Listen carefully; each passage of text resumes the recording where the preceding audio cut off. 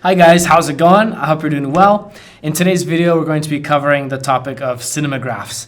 And some of you might be asking, what is a cinemagraph?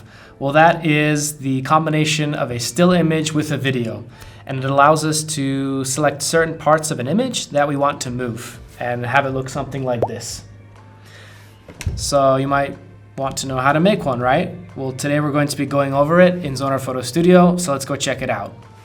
So I'm here in the Manager module, and I've already got two of the required things I need to make the cinemagraph with, and that is our actual video, and then the still image from that video. And taking a screenshot of a video is a simple thing, so don't stress out about that. But if it's something you haven't done before, I'm posting a link below, and it will lead you to an article by one of my colleagues here and at Learn Zoner magazine, and he'll go over in depth of how you can do that. Also, to create a cinemagraph, you want to have an open mind. You can use several different types of subjects or themes to create one. For today's video, what I did is I took a jar and I emptied it in a glass from a pitcher, and it looks something like this. Very, very high production. So since I've already got my JPEG still image ready to go, I'm going to open it in the editor module where we're going to be doing masking, and specifically we want to mask the part of the water hitting the glass that we want to make it look as if it's moving. And to do that, I need to create that mask first of all. Make sure you select Reveal All, and then we're going to move to our paintbrush tools and make sure you select the black color. What that does is it actually selects and hides the part that we want. So I'm just going to hit undo, and this time focus on specifically what I want to cover.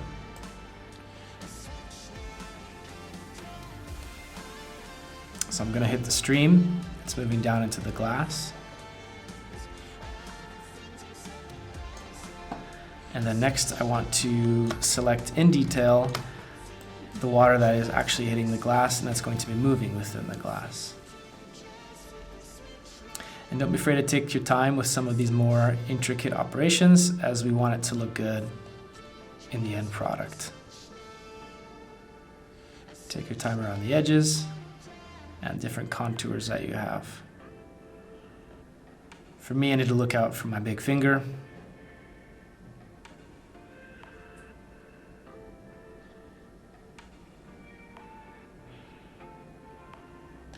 There we go.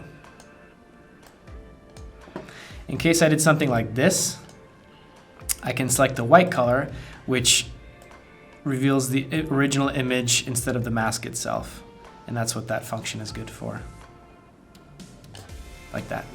So I'm going to zoom out and make sure I've got everything I need selected. It's also good at this point to go up here on the top and select the layer mask display, just to make sure that we've selected everything we need to. And as you can see highlighted in red, we have selected the part that we want to capture and make it look as if it's moving. Now we're going to want to save the file in some way. What we can do is we can either save it in two different formats. We can save it as a PNG file, which is your standard transparent file you find all over the internet, and that's used in commonly using layers and masks. Or we can save it as a .zps file, which is a specific file to Zoner Photo Studio. And what that allows us to do is not only is it just like a PNG file and it's transparent, so it can be used in layers and masks, it allows us to, in the future, if we ever need to re-edit it or we made some mistake that we notice later on in this process, instead of having a huge headache, we can just simply go back to this part and layer and mask it again, or select the parts that we need that are missing.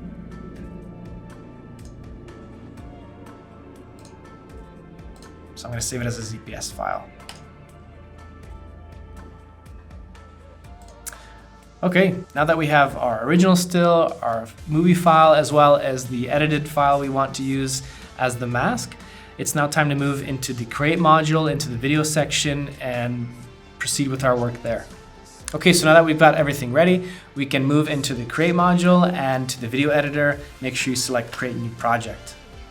In case you haven't used the video editor before, don't worry about it. If you don't want to just dive in immediately and want to go over something, I've left a link below that'll take you to a video that was previously recorded, and it covers a lot of the different things you can do in the editor and some of the basic layouts, so that'll help you along the way. To get started, I'm going to click on the timeline here, and first I'm going to get rid of this audio track as we're not going to need it. And I'm also going to enter another video track since we're going to need more than one. I'm going to take the image we edited and place it onto the first track. And as you can see, we're missing part of the photo that we masked. So we need to fill it in with the video that we recorded, and I'll place it here onto this video track. And as you can see, it's a large clip, so it's quite long, and we're going to need to shrink it down. I'm going to use the cursor here to figure out which part of the video exactly you want to use so that it suits well into the mask we created. And right here seems like a good location for it to end. So I'm going to use the mouse and grab the right side of the clip and pull it in like this. And then I'm going to find a good location for the beginning of the clip that we're going to use in the CINEMAGRAPH. And right here around 419.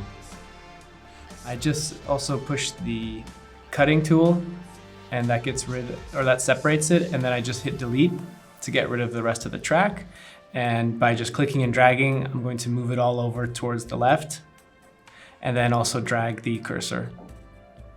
And as you see, it's quite a short clip, so we're going to need to duplicate that video track. And we do that simply by hitting Control and using the left part of the mouse to click and drag, and then drag several of them out. And make sure that you have the magnet tool selected so that the tracks just seamlessly clip together like this. I'm going to do a few more.